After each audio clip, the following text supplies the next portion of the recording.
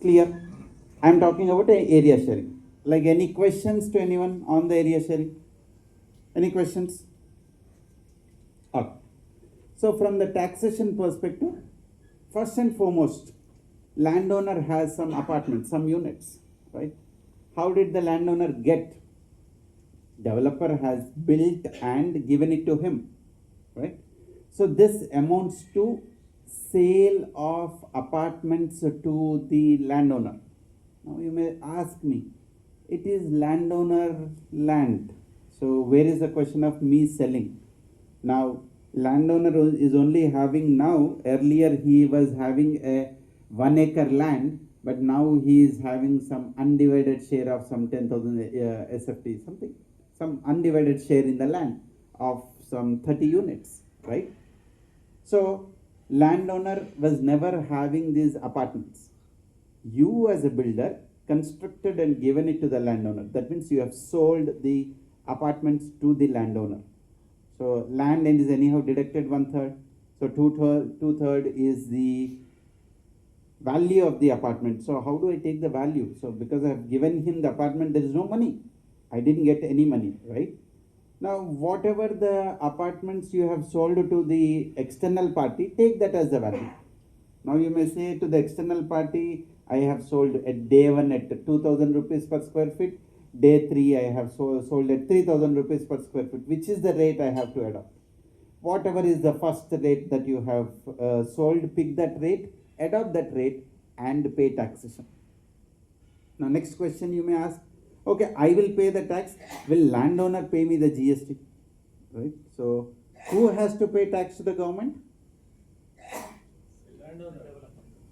Developer. Like when I am selling, I have to pay tax to the government. Right?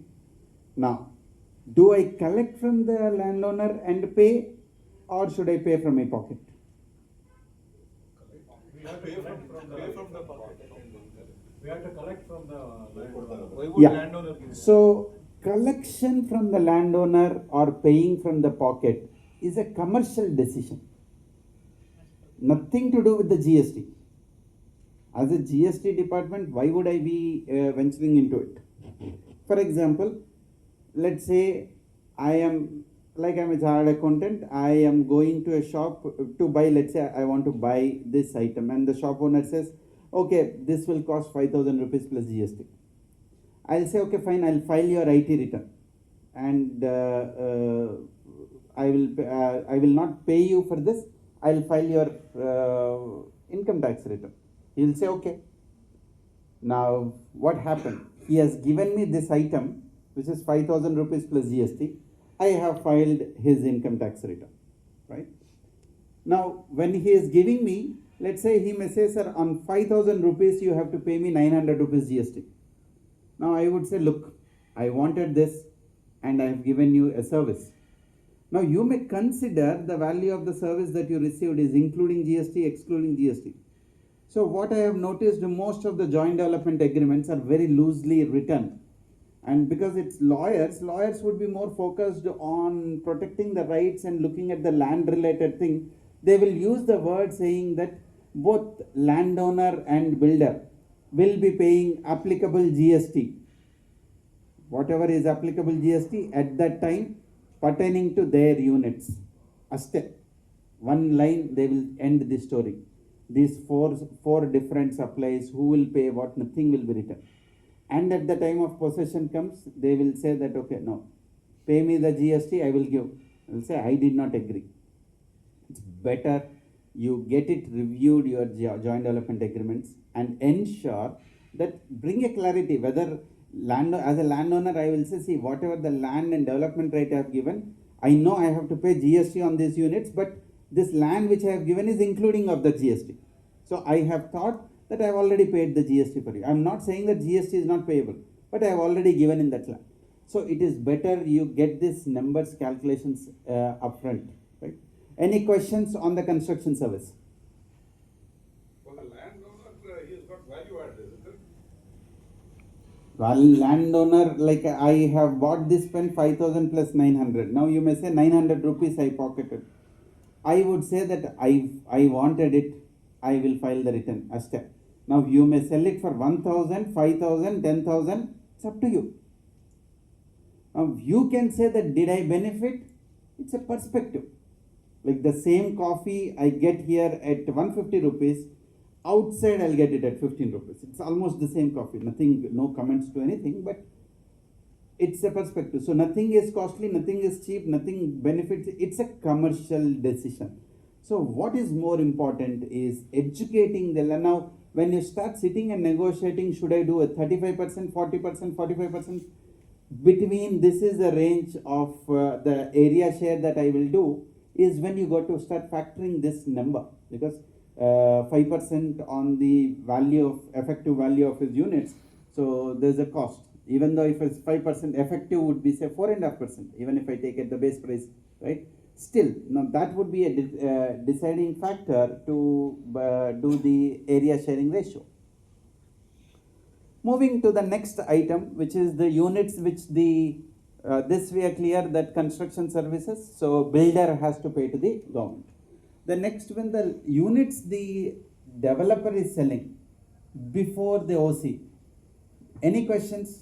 Flat 5% you collect on the sale value, effectively 7.5%, and you pay to the government.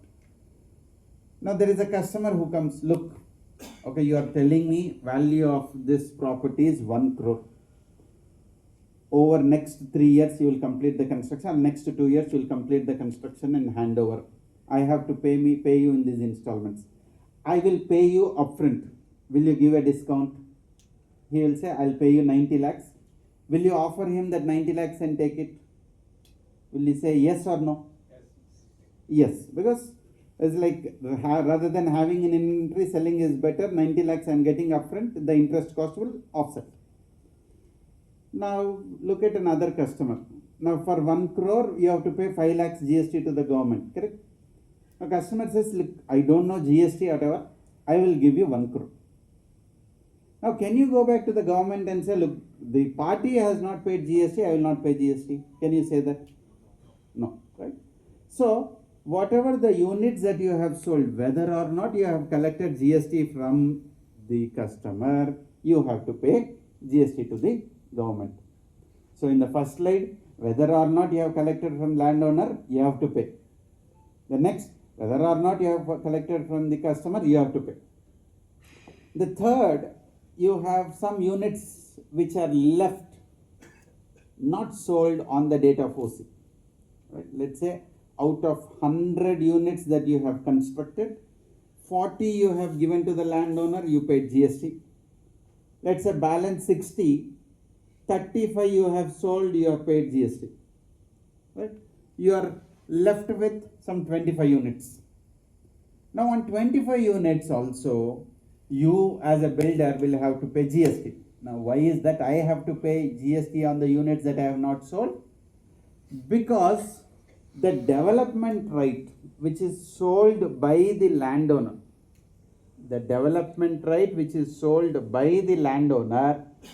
ideally the landowner has to pay. Landowner always say, I sold the land, I will not pay. Matter will go to litigation, Supreme Court. So the government said, let builder only pay GST on it. However, they said proportionately we will reduce it. So development right is for whole of the project. So the units which have already suffered the tax, we don't need to pay. So for the unsold units, you pay the tax. So effectively, a project which 100 units built, let's say each unit 1 crore, 100 crores, 5 crores GST has to be paid to the government by the builder, whether or not he has collected any rupee from anyone. Any questions? Sir, why do they take that concept sold value? It ranges from 2,000 to 5,000. For which one? The unsold. For unsold units, why should I take the sold value? For the unsold units, again, wherever there is a monetary value, I will pick that. Like for the units which have been sold, I clearly sold it to the customer. I know how much money I have collected. I will pick that. For the units which I have given to the landowner, I have entered the JD at the beginning of it. So I will pick that value.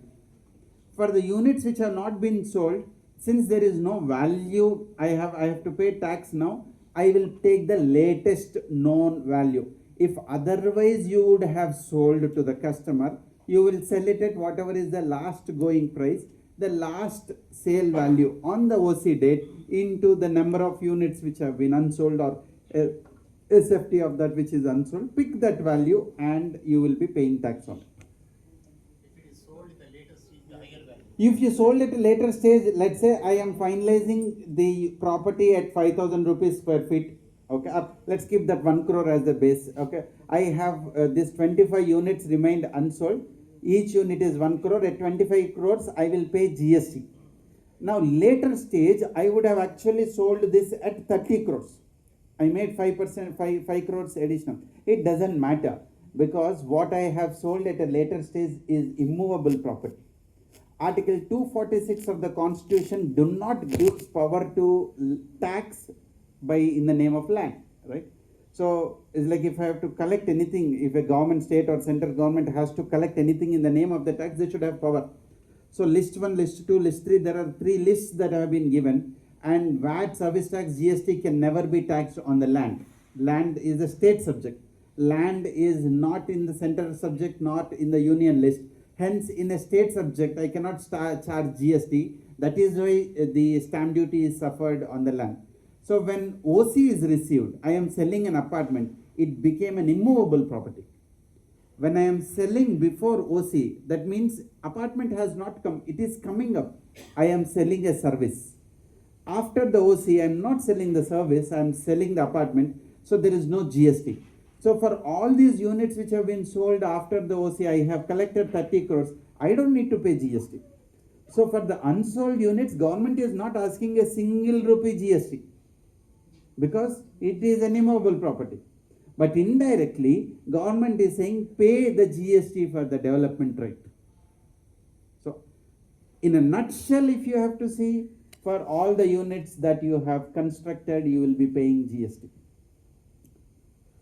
Are we clear with the developer related liability? Yeah? Let's go. If the developer has owned the land Hmm. and then he develops the property, Yeah.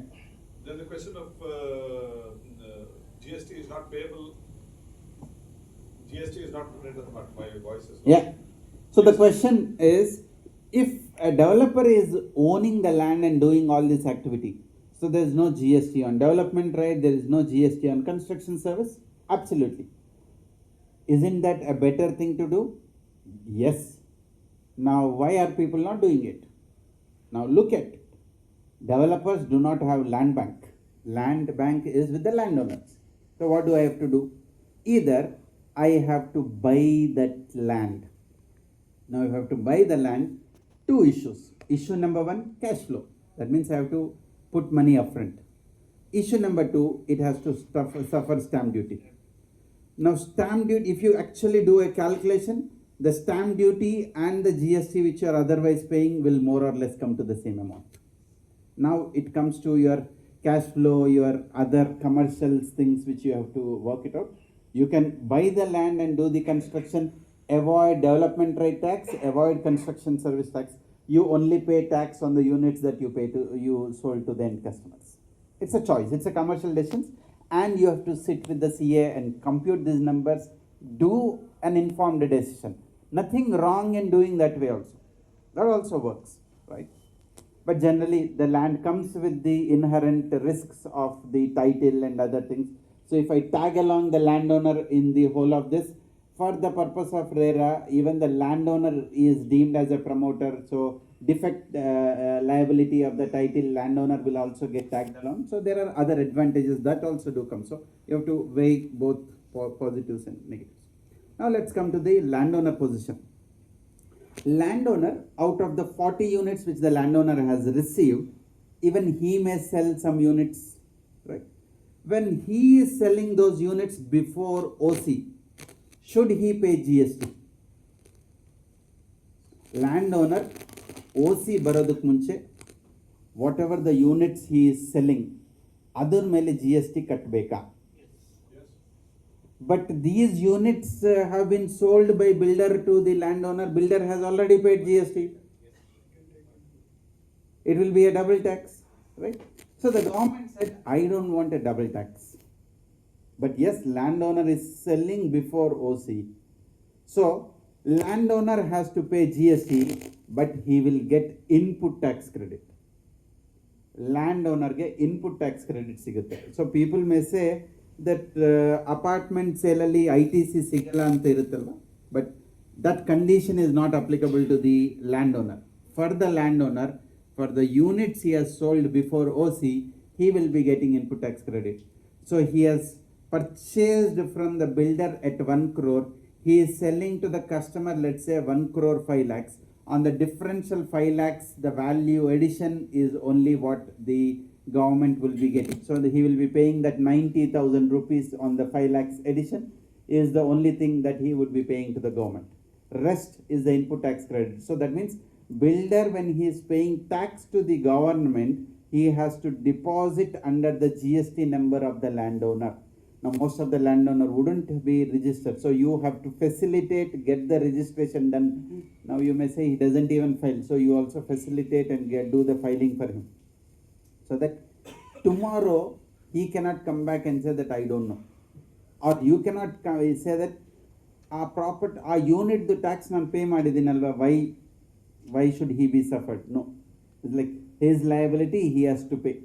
So that will get into another litigation. Ensure the landowner files the returns, takes the input tax credit and pays the tax of it.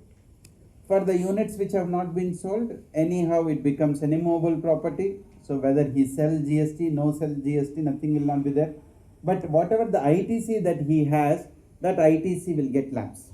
So out of 40 units which he has received, so whatever the units he did not sell, the ITC relating to those units gets lapsed. Are we clear with this taxation? Anyone, any questions? So landowner must have the registration. Should have If landowner intends to sell his units before OC, he should have registration. If he is not having registration, he will get into bigger problem, because he has sold, he has to pay tax. Now he cannot plead to the government saying that incremental 5 lakhs, that's all 90,000 I should pay.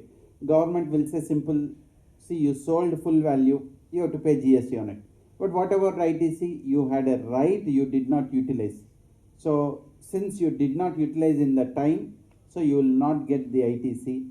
Not registering by the landowner is actually a biggest mistake.